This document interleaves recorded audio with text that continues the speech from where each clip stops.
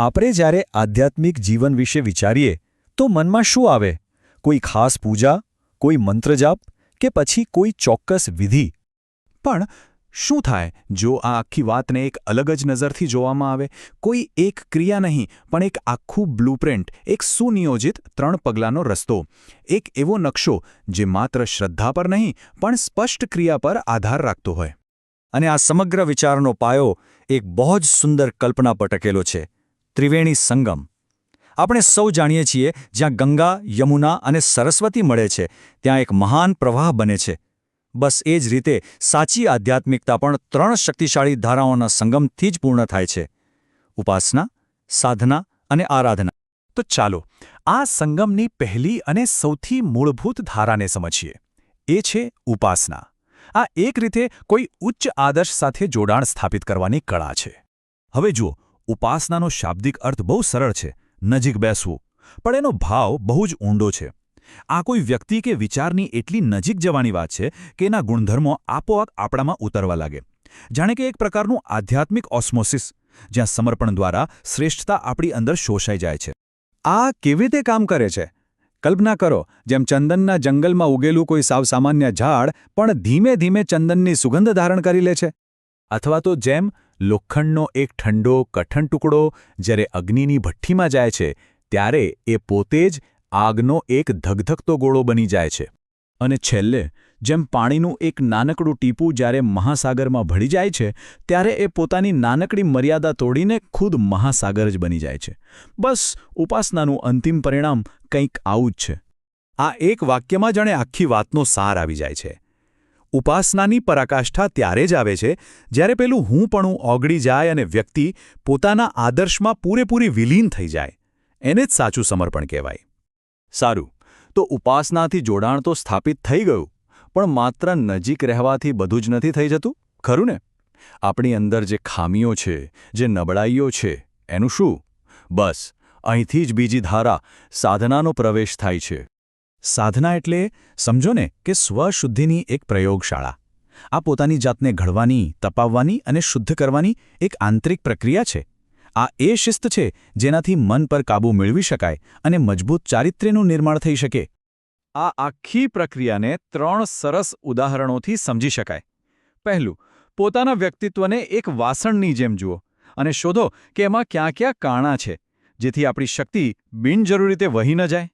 બીજું, જેમ સર્કસનો ring master જંગલી પશુને ચાબુકથી કાબૂમાં રાખે છે, બસ એ જ રીતે મનની વૃત્તિઓ પર કડક અનુશાસન રાખવું. અને ત્રીજું, જેમ કોઈ સફેદ કપડા પર સુંદર રંગ ચઢાવતા પહેલાં એને બરાબર ધોવું પડે, તેમ સારા ગુણોને ગ્રહણ કરતા પહેલાં મનને શુદ્ધ કરવું એકદમ જરૂરી છે. સાધના મુખ્યત્વે 3 મૂળભૂત વૃત્તિઓ પર કામ કરે છે, જેને અહીં 3 કાણા કે બંધન પણ કહી શકાય. એક છે અતૃપ્ત ઈચ્છાઓ એટલે કે વાસના. બીજી છે વધુને વધુ મેળવવાની લાલસા એટલે કે તૃષ્ણા. અને ત્રીજો અને કદાચ સૌથી મોટો શત્રુ અહંકાર એટલે કે અહંતા. આ 3 પર કાબૂ મેળવવો એ જ સાધનાની સાચી સફળતા છે. તો ઉપાસનાથી જોડાણ મળ્યું, સાધનાથી આંતરિક શુદ્ધિ થઈ. હવે આ જે શક્તિ અને શુદ્ધિ મળી એનું શું કરવું? એ કઈ દિશામાં વહે છે? અહીં જ ત્રિવેણી સંગમની ત્રીજી અને અંતિમ ધારા આવે છે: આરાધના. આરાધના એટલે કોઈ બંધ ઓરડામાં બેસીને થતી પૂજા નથી. સાચી આરાધના એટલે પોતાની જાતને, પોતાની શક્તિને સમાજની સેવામાં લગાવી દેવી. જ્યારે આપણી આંતરિક ઊર્જા નિસ્વાર્થ ભાવે બીજાના ભલા માટે વપરાય છે ત્યારે એ જ ઈશ્વરની શ્રેષ્ઠ પૂજા બની જાય છે. આ સમજવા માટે એક બહુ જ સરસ વાર્તા છે. એક માળી હતો જે રાજાના બગીચામાં રાજાના ફોટાની તો રોજ ધૂપ દીવા સાથે પૂજા કરતો, પણ છોડને પાણી આપવાનું ભૂલી જતો.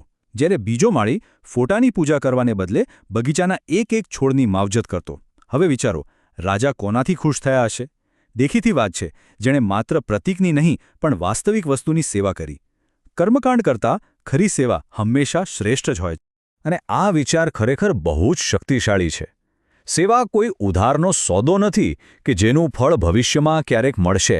ના, એ તો રોકડો ધર્મ છે. એના પરિણામો તરત જ દેખાય છે. કોઈના ચહેરા પર આવેલા સ્મિતના રૂપમાં, કોઈના દિલથી નીકળેલા આશીર્વાદના રૂપમાં, અને સૌથી વધીને આપણા પોતાના આત્મસંતોષના રૂપમાં. ચાલો હવે આ 3 નદીઓને એક સાથે વહેતી જોઈએ. ઉપાસના, સાધના અને આરાધના આ ત્રણે મળીને એ અતિક્રમણનો એટલે કે સામાન્ય સ્થિતિથી ઉપર ઉઠવાનો સંપૂર્ણ માર્ગ કેવી રીતે બનાવે છે. વાત બસ એટલી જ છે કે આ ત્રણેય અલગ અલગ રસ્તાઓ નથી, પણ એક જ રસ્તાના 3 અગત્યના પડાવ છે. એકબીજાના પૂરક છે. ઉપાસના આપણા હૃદયને જોડે છે, સાધના આપણા મનને શુદ્ધ કરે છે અને આરાધના આપણા હાથને કામે લગાડે છે. અને જ્યારે હૃદય, મન અને હાથનો આવો સંગમ થાય ત્યારે જ એક પરિપૂર્ણ આધ્યાત્મિક જીવનનું નિર્માણ થાય છે. અને જે વ્યક્તિ આ ત્રિવેણી માર્ગ પર ચાલે છે તેને જે ફળ મળે છે તે પણ અસાધારણ છે. મનની એવી ગહન શાંતિ જેને દુનિયાની કોઈ વાત ડગાવી ના શકે, સંપૂર્ણ નિર્ભયતા, એવો ઊંડો આત્મસંતોષ જે કોઈ બહારની વસ્તુ પર નિર્ભર નથી, લોકોનો સાથ અને સતત મળતી રહેતી દૈવી પ્રેરણા. આ સમગ્ર વિશ્લેષણના અંતે એક પ્રશ્ન વિચારવા જેવો છે. કોઈપણ વ્યક્તિની આધ્યાત્મિક યાત્રામાં આ ત્રણમાંથી કયા પ્રવાહ પર વધુ ધ્યાન આપવાની જરૂર છે? શું એ જોડાણની નદી છે, આંતરિક અનુશાસનની નદી છે કે પછી સેવાની નદી છે? કદાચ આનો જવાબ દરેક માટે અલગ અલગ હોઈ શકે છે.